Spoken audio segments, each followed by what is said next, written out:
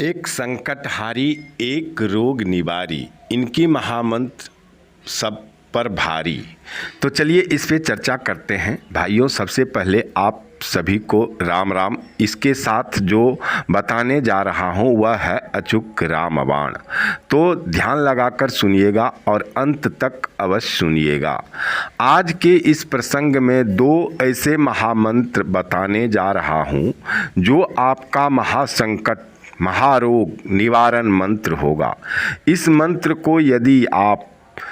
मंत्र को ध्यान से सुनिएगा। इस मंत्र को यदि आप सही तरीका से कर लिया तो नहीं कोई संकट न ही कोई आपको परास्त कर सकता है। तो वह महामंत्र महासंकट रोग निवारण मंत्र क्या हो सकता है, चलिए इसको जानने से पहले मैं ब्रजेश पाठक आप सभी लोगों का अपने इस चैनल पर दिल से स्वागत के साथ शुक्रिया अदा करता हूं और एक निवेदन करता हूं कि यदि पहली बार चैनल को विजिट किए हैं तो चैनल को सब्सक्राइब करके अंगूठा का निशान दबा करके कमेंट बॉक्स में जय श्री राम अवश्य लिखिएगा और श्री हनुमान जी को खुश कर लीजिएगा, जिससे ये दो महामंत्र सुनने से भी फलित रूप में संकट निवारण और रोग निवारण कर सके।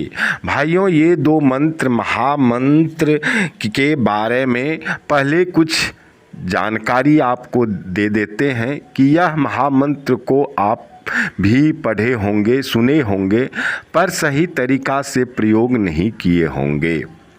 सबसे पहले तो मैं गोस्वामी तुलसीदास जी को नमन करते हुए श्री रामचरितमानस का जिक्र करूंगा कि ये महाकाव्य है। इनको श्रद्धापूर्वक प्रेम पूर्वक मन को एकाग्रचित करके यदि इसमें गोता लगाकर आप स्वयं को इसमें डुबोगे तो बहुत बड़ी उपलब्धि और लाभकारी सिद्ध होगी।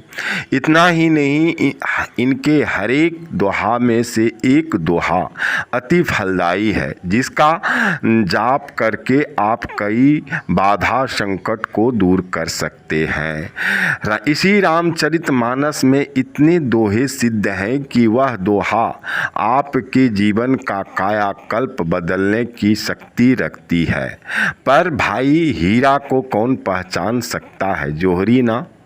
तो साफ है कि आपको रामचरितमानस का जोहरी न ही सही पर पुजारी तो बनना ही पड़ेगा। जिस तरह जोहरी हीरा को पहचान लेता है, उसी तरह पुजारी बनकर रामचरितमानस को पहचानना पड़ेगा। इसी रामचरितमानस से एक महामंत्र लिया गया है जो आपके भारी से भारी संकट को टाल देता है। वह महामंत्र पूरी तरह अपने आप में सिद्ध है। जरूरत है इसे जाप करने से पहले संकल्प लेने की। बिना संकल्प लिए फलित नहीं होता है, ये सभी जानते हैं। तो वह मंत्र है दीन दयाल बिरुद्ध संभारी, है रघुनाथ मम संकट भारी। अब इसका अर्थ जान लें। ये दोहा को संकल्प लेते समय श्री राम भगवान को साक्षी मानकर, सामने उनके चित्र को देखकर उनको साक्षी मानकर संकल्प लेंगे और भगवान राम से ही सीता माता बोली है, हे प्रभु दिनों पर दया करना, तो आपका विरध है। उसी विरध को याद करके हे नाथ आप मेरे इस भारी संकट को हर लीजिए।